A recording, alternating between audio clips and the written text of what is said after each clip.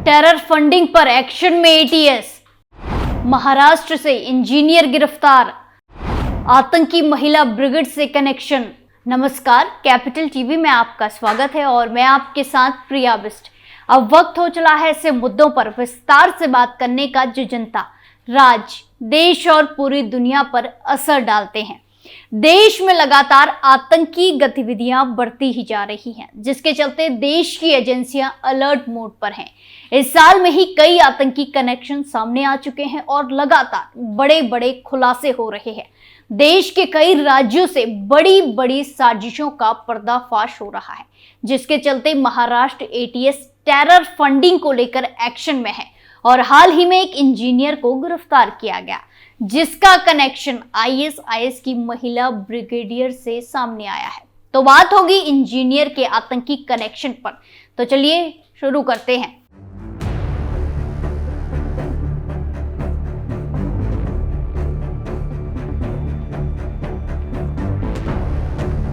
महाराष्ट्र के आतंकवाद निरोध दस्ते यानी कि एटीएस ने बुधवार 24 जनवरी 2024 को नासिक शहर से एक 32 साल के इंजीनियर को गिरफ्तार किया। एटीएस ने आईएसआईएस को फंडिंग और अंतर्राष्ट्रीय लिंक का खुलासा किया है। गिरफ्तार संदिग्ध पर सीरिया, इराक के साथ साथ विभिन्न जगहों से अपनी आतंकी गतिविधियों को संचालित करने वाले खूंखार आतंकी संगठन को फंडिंग करने का आरोप है। उसके पास से एटीएस को कई फोन भी बरामद हुए हैं। बताया जा रहा है कि हुजैफ अब्दुल अजीज शेख एक बड़ी कंपनी में काम करता था। सामने आया है कि विदेशों में आईएसआईएस आतंकी संगठन के लोगों के साथ संपर्क में था। जानकारी के मुताबिक आरोपी एक महिला के साथ संपर्क में था जो सीरिया में है। इसके ऊपर आईएसआईएस के आतंकियों को टेरर फंडिंग देने का आरोप लगा है। महाराष्ट्र, कर्नाटका, बिहार और तेलंगाना में कई लोगों को पैसे भेजे गए हैं। एटीएस टीम जल्द ही सभी जगह जाकर जांच करेगी, जहां एटीएस टीम की पूछताछ में कई चौंकाने वाले खुलासे हुए हैं। बताया जा रहा है कि गिरफ्तार आतंकी सीरिया की महिला ब्रिगेड के संपर्क में था। जांच में ये चौंकाने वाली बात सामने आई है कि उसने एक पाकिस्तानी महिला के कहने पर आतंकियों को फंडिंग का काम शुरू किया। इस संदिग्ध महिला का नाम राबिया उर्फ ओसेमा है। सूत्रों की माने तो महिला की लोकेशन भले ही सीरिया की आ रही है, लेकिन वो एक पाकिस्तानी महिला है, इसीलिए इस महिला को लेकर जांच की जाएगी। पूछताछ में पता चला है कि इसी महिला के कहने पर संदिग्ध आरोपी ने बैंक खाते से पैसे भेजे थे। एटीएस ने बताया कि आरोपी बेहद पढ़ा लिखा है और पेशे से इंजीनियर है। वो एक बड़ी नामी कंपनी में कार्यरत भी था और उसी लाखों रुपए की सैलरी से जिसका एक हिस्सा वो आईएसआईएस को देता था। साथ ही आरोपी इंजीनियर देश की आर्थिक राजधानी मुंबई से लगभग 200 किलोमीटर दूर स्थित शहर नासिक में आयात और निर्यात का व्यवसाय करता था, एक्सपोर्ट और इंपोर्ट का व्यवसाय करता था, जिसकी आड़ में आईएसआईएस की विचारधारा को वो फैला रहा था। आपकी जानकारी के लिए बता दें कि काफी समय पहले महाराष्ट्र एटीएस की एक टीम को संदिग्ध आरोपी के बारे में इनपुट मिला था, जिसके चलते एटीएस काफी समय से बारीकी से उसकी गतिविधियों पर नजर रखे हुए थे। एक टीम इसकी हरकतों पर हर समय नजर रखी हुई थी। ये शख्स भारत सरकार द्वारा प्रतिबंधित संगठन से जुड़ी एक विदेशी यूनिट के साथ लगातार संपर्क में था, कांटेक्ट में था। ये व्यक्ति पिछले दिनों कट्टरपंथी पोस्ट भी कर चुका है। आतंकवाद रोधी शाखा द्वारा जारी एक बयान में कहा गया है कि जांच के दौरान एटीएस ने पाया कि आरोपी आतंकी संगठन से जुड़ा हुआ था और उन्हें भारत से फंड मुहैया करा रहा था। वहीं कुछ दिन पहले ही शक पुख्ता होने के बाद उसे हिरासत में लिया गया, जिसके बाद संदिग्ध से लगातार 3 दिनों से पूछताछ चल रही थी। बताया जा रहा है कि पहले उसने एटीएस से टाल मटोल की, लेकिन उसके सामने उसके कारनामों के सबूत रखे गए तो शेख की बोलती बंद हो गई। वहीं पूछताछ के बाद दस्तावेजों के आधार पर एटीएस टीम ने बुधवार शाम 4:48 पर हुजैफ अब्दुल अजीज शेख को गिरफ्तार कर लिया। एटीएस ने नासिक में इंजीनियर के ठिकाने की तलाशी ली, छापेमारी की, जहां से आपत्तिजनक दस्तावेजों के साथ साथ mobile phone, SIM card, laptop और पेन ड्राइव के साथ साथ इलेक्ट्रॉनिक गैजेट भी जब्त किए गए। एटीएस के अधिकारी ने बताया कि आतंकी आरोपी को पूछताछ के बाद गिरफ्तार कर लिया। आरोपी इंजीनियर के खिलाफ गैर कानूनी गतिविधि रोकथाम अधिनियम यूएपीए की अदालत में उसे पेश किया गया, जिसके बाद कोर्ट ने उसे 31 जनवरी तक पुलिस हिरासत में भेज दिया है।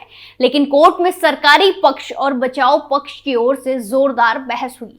एटीएस टीम की ओर से 14 दिन की पुलिस हिरासत मांगी गई थी। दोनों पक्षों की दलीलें सुनने के बाद अदालत ने उसे 31 जनवरी तक 7 दिन की पुलिस हिरासत में भेज दिया है। बता दें कि सरकारी पक्ष की ओर से एडवोकेट अजय मिजर ने बहस की, बचाव पक्ष की ओर से फजल सैयद ने बहस की।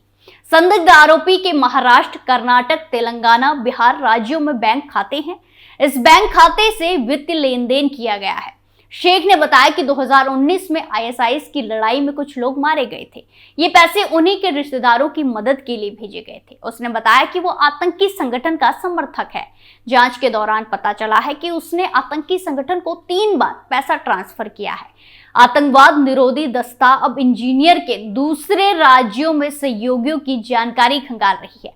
साथ ही संदिग्ध आरोपियों के नाम पर विदेश भेजे गए पैसों के लेन देन की जांच में महिला की लोकेशन सीरिया देश की सीमा पर मिली है। वहीं आरोपी के कुछ सहयोगियों की पहचान का एटीएस ने खुलासा भी नहीं किया है, लेकिन टीम कई राज्यों में इनकी जांच कर रही है, जिसके चलते शेख के अलावा और कितने लोग इस फंडिंग में शामिल हैं, इसकी भी जांच चल रही है। पिछले महीने राष्ट्रीय जांच एजेंसी एनआईए ने पूरे महाराष्ट्र में छापेमारी के बाद आतंकी संगठन से जुड़े 8 आतंकवादियों को गिरफ्तार किया था। एनआईए के प्रवक्ता ने कहा था कि नवंबर की छापेमारी में भारी मात्रा में बेहिसाब नकदी, धारदार हथियार, संभावित लक्ष्यों की विस्तृत जानकारी देने वाले आपत्तिजनक दस्तावेज, स्मार्टफोन और अन्य डिजिटल उपकरण जब्त किए गए थे। देश में आतंकवादी गतिविधियों को अंजाम देने की आईएसआईएस की कोशिशों को विफल करने और ध्वस्त करने के लिए जांच एजेंसियां देश भर में छापेमारी कर रही हैं। पिछले साल नवंबर में छापेमारी से पहले एनआईए ने महाराष्ट्र और कर्नाटक में कई तलाशी के बाद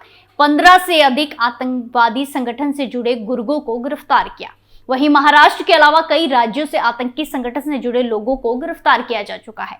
अभी हाल ही में यूपी के अयोध्या से खालिस्तानी आतंकियों से जुड़े 3 संदिग्ध युवक को गिरफ्तार किया गया था, जिसको लेकर सिख फॉर जस्टिस के सरगना गुरपतवंत सिंह पन्नू ने तीनों की गिरफ्तारी पर मुख्यमंत्री योगी आदित्यनाथ पर आपत्तिजनक टिप्पणी भी की थी और धमकी भी दी थी। वहीं अब एनआईए की विशेष अदालत ने अयोध्या से गिरफ्तार किए गए 3 खालिस्तानी समर्थकों की 7 दिन की पुलिस रिमांड की मंजूरी दे दी है। एटीएस ने विशेष न्यायाधीश विवेकानंद शरण त्रिपाठी की अदालत में प्रार्थना पत्र देकर गिरफ्तार खालिस्तानी समर्थकों से और पूछताछ के लिए रिमांड मांगी थी। अब एटीएस 26 जनवरी से पहले फरवरी तक इनसे पूछताछ कर आगे की छानबीन करेगी। आपको बता दें कि एटीएस ने 18 जनवरी को गैंगस्टर शंकर लाल के साथ राजस्थान के ही अजित कुमार शर्मा और प्रदीप पुनिया को अयोध्या से रेकी करते समय गिरफ्तार किया था। इससे पहले भी एटीएस ने अलीगढ़ में आईएसआईएस मॉड्यूल से जुड़े मामले में तगड़ा एक्शन लिया था। अधिकारियों को कुछ लोगों के बारे में जानकारी मिली जो अवैध गतिविधियों में शामिल थे। आरोपी आतंकी संगठन से प्रेरित होकर राष्ट्र विरोधी योजनाएं बना रहे थे। बीते दिनों यूपी एटीएस ने इस्लामी आतंकी संगठन से जुड़े फैजान बख्तियार को उत्तर प्रदेश के अलीगढ़ से गिरफ्तार किया। फैजान पर 25,000 का इनाम घोषित था। फैजान अलीगढ़ मुस्लिम यूनिवर्सिटी यानी कि एएमयू से पढ़ाई कर रहा था। उसने रिजवान के जरिए आईएसआईएस यानी कि आतंकवादी संगठन के प्रति निष्ठा की शपथ ली थी। आईएसआईएस के अलीगढ़ मॉड्यूल से जुड़े आतंकियों की धरपकड़ के बाद उसका नाम सामने आया था, लेकिन वो फरार हो गया। अब्दुल समद मलिक पर भी 25,000 का इनाम घोषित था। दोनों के नाम अब्दुल्ला अरसलान और माज बिन तारिक की गिरफ्तारी के बाद सामने आए थे। 24 साल का फैजान मूल रूप से प्रयागराज का रहने वाला है। ये सभी आतंकी अयोध्या में राम मंदिर प्राण प्रतिष्ठा समारोह में विघ्न डालना चाहते थे। उन्होंने देश के कई इलाकों में आतंकी हमलों की साजिश भी रची थी। इसके लिए उन्होंने कई इलाकों की रेकी भी की थी। हालांकि पहले से ही सतर्क सुरक्षा एजेंसियों ने पिछले साल अक्टूबर-नवंबर से इनकी गिरफ्तारियां शुरू कर दी थी। इसके बाद ये पूरा मॉड्यूल ध्वस्त हो गया। इस मॉड्यूल के अब्दुल्ला अरसलान, माज बिन तारिक, बजीउद्दीन के साथ कुल 8 आतंकियों को अभी तक गिरफ्तार किया जा चुका है। इसमें अब्दुल समद मलिक ने खुद सरेंडर कर दिया था। इस गैंग की सक्रियता खासकर अलीगढ़, संभल, प्रयागराज, लखनऊ, रामपुर और कौशाम्बी आदि जिलों में है। साथ ही साथ इस मॉड्यूल ने कई राज्यों में अपना नेटवर्क फैलाया है। इसमें महाराष्ट्र, मध्य प्रदेश, यूपी, पंजाब, झारखंड, केरल, कर्नाटक, गोवा के साथ साथ कई और भी राज्य शामिल हैं। पिछले कुछ महीनों में देश के कई राज्यों से कई आतंकियों को गिरफ्तार किया गया। इनका सीधा लिंक आईएसआईएस आतंकी संगठन से है। यही कारण है कि एटीएस और देश की सारी सुरक्षा एजेंसियों ने हर एक राज्य में निगरानी बढ़ा दी है। इस स्पेशल स्टोरी में आज के लिए इतना ही। फिर पेश होंगे नए मुद्दे के साथ। बाकी तमाम खबरों के लिए देखते रहिए कैपिटल टीवी उत्तर प्रदेश। नमस्कार।